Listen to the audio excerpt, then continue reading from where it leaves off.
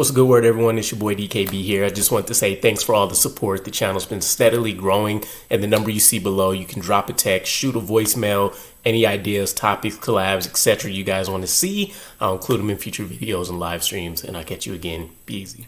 What's a good word, Jets fans? It's your boy DKB here, and it feels like the more you peel back the layers of how this roster was constructed, the players we chose to draft, the free agents we chose to sign, and then of course just the implementation of this new scheme and how we expect things to operate, it continues to look better and better for Aaron Glenn. Now, I know we don't have a ton of the household names on the offensive side of the ball, and we still need to see the theory actually work in practice, but overall, things feel really, really good, right? So looking at this most recent Jets X Factor article, I think this gives us some of our biggest insights yet about not only the commitment to the run game itself, but also why we may have preferred some of these options and that we didn't go splurging maybe for a more traditional wide receiver, or at least one that's better known, younger, a bigger talent draw, whatever you want to call it.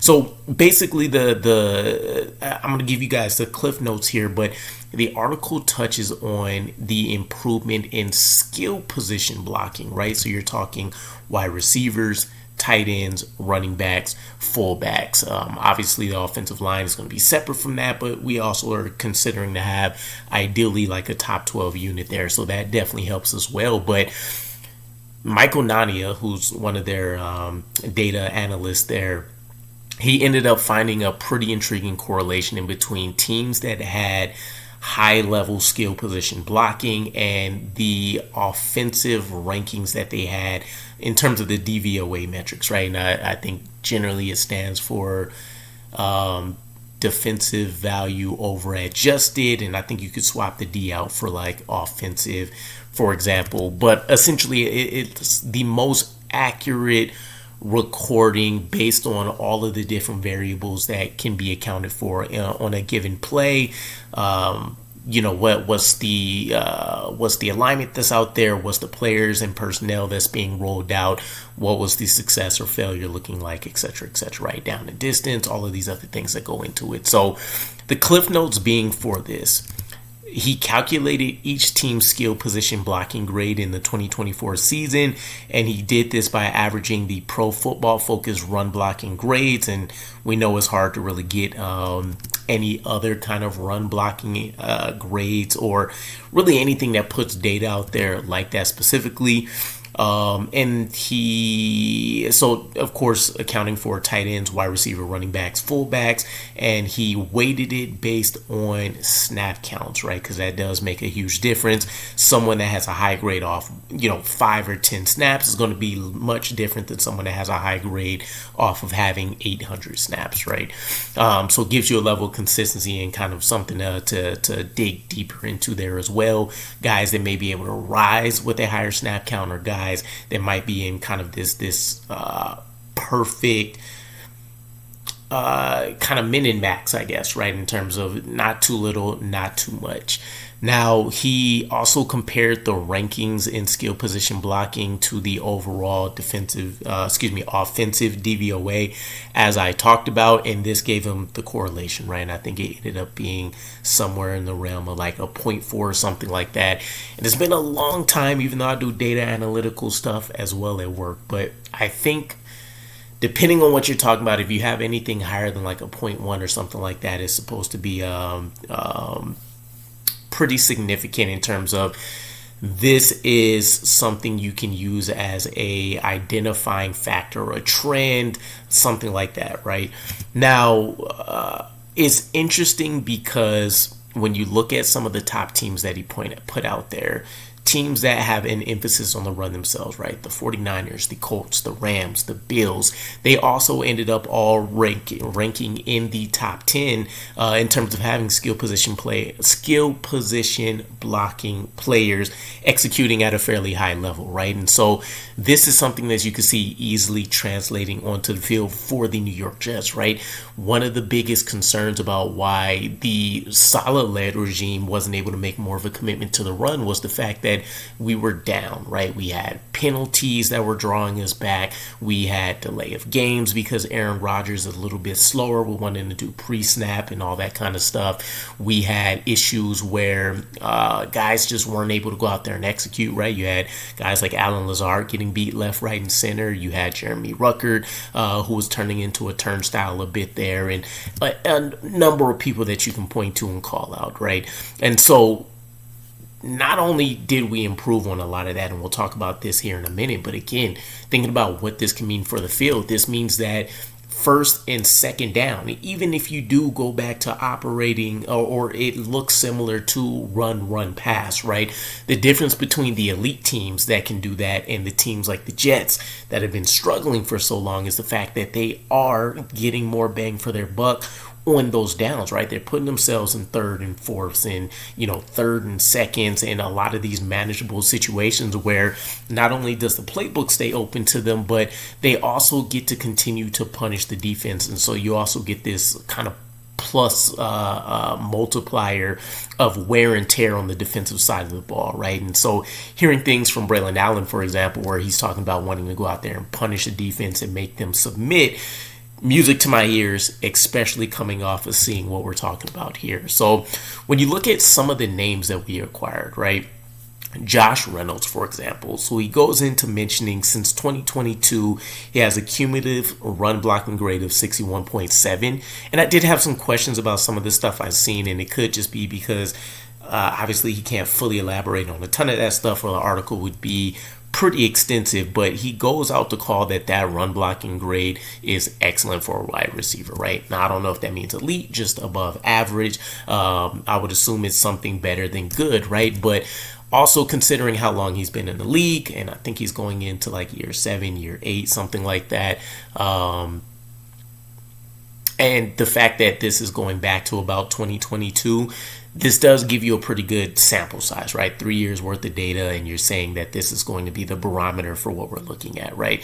Now, if you compare that to Garrett Wilson, and he's talking about him continuing to climb in terms of improving his run blocking ability, but he's been able to get that to a marker of 61.1, right? So if you just say for the next couple of years, Garrett Wilson will be at that level or better, then you're talking about having a handful of guys that can go out here and perform these, run blocking concepts at a high level. And we've heard Garrett Wilson talk about his not only necessity, but him bulking up and doing different things to be able to go out there and handle some of those additional tasks. When Sean Jefferson got picked up last year, and he mentioned that run blocking is going to be an emphasis, right? So just for conversation's sake, he did go out to point that Garrett Wilson's 61.1 grade was the 17th best among 69 qualified wide receivers who had at least 200 run blocking attempts.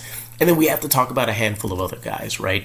Alan Lazard is one of the main reasons we signed him, is why we felt extremely comfortable with him being the replacement to Corey Davis, is that not only were we hoping to get the Aaron Rodgers multiplier with him being the quarterback and having that familiarity, but the run blocking, and he was known to be an elite guy, right? A 73.4 grade, I guess you can call it, before joining the Jets.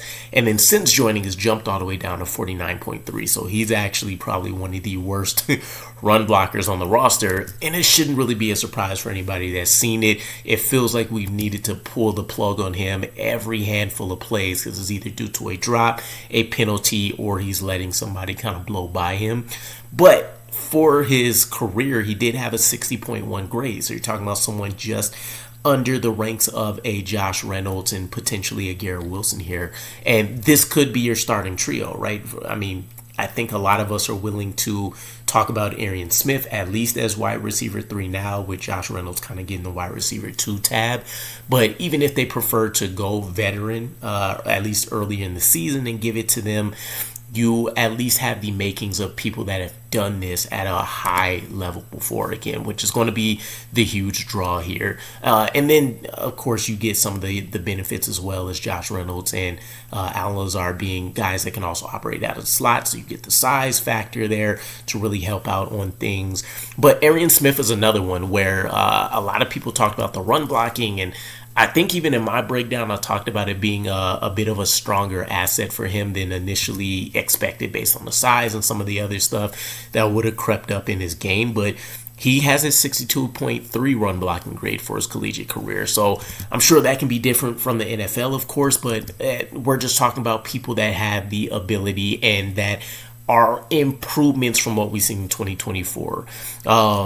So you're looking at your top 4 or 5 weapons here being guys that have, again, upgraded what we've seen in 2024, or there should be a return to form in someone like Allen Lazard's case, right? Mason Taylor is a guy that we're not really going to know yet, and it didn't speak to whatever grades he had in college. But we did hear Aaron Glenn hype up the fact that he has been much better than expected as a run blocker, which is going to be a huge piece for us, right? And he's going to Tight End University, or I think it's done by now, so he has finished. But I've also seen things about him wanting to, from the jump, become a full-fledged, full-package tight end, right? Run blocking, pass blocking, receiving, and having that full impact there. In line, can be split out wide, all that kind of stuff. And then hopefully Rucker bounces back. I seen he had like an abysmal 30.1 or 30.3 grade, something crazy like that. But when you look at the totality of it, Breece Hall, 2 years removed, maybe 3, right? Going on 3 years removed from the ACL issue, talked about his rehab not going as well as maybe what he expected, and that he's feeling as healthy as he ever had. So a bounce back season from him. Braylon Allen in year 2, generally speaking, if there's going to be a big leap, it comes in that second year. So you have that dynamic 1-2 duo there. Improved offensive line. Talent all across the board. Multiple first rounders. Guys that have been able to step up like Simpson. Guys that have just been able to be fully healthy like AVT. And then, of course, Justin Fields as well, who's also going to be a force multiplier when it comes to the run game. So all of the makings here put us in a position where we should see a really dynamic, potentially historic in terms of Jets rankings, run game for us, and probably one that we haven't seen since we had like Sean Green or Chris Ivory or LT in the backfield for us. So I'm really, really excited. And at the very least, I know when you're talking offense, and specifically your weapons, run blocking isn't the thing that's going to be at the forefront of a lot of people's minds. But if this is going to be an identity shift and part of the culture change here, right, and that this is what we do. We go out there and we run it down your throat. We make sure we're dominating at all levels, all positions, and we execute at a high level, then I'm perfectly fine with this. If we're not seeing, 2,000-yard wide receivers like it's an Eagles offense, or a dominant tight end in terms of statistically, Mason Taylor not being like an 800, 900, 1K yard guy, I'm perfectly fine with that if we're leading the league in a lot of these rushing stats that we're going to expect to want to see now based on some of these findings. So nonetheless, let me know what you guys think. Does this really move the needle one way or the other for you, or is it more of a gotta see it, has to be proven type deal? Of course, you guys know me, but I'm taking the glass half full approach with this. But let me know what you guys think. I'll catch you guys again. Peace.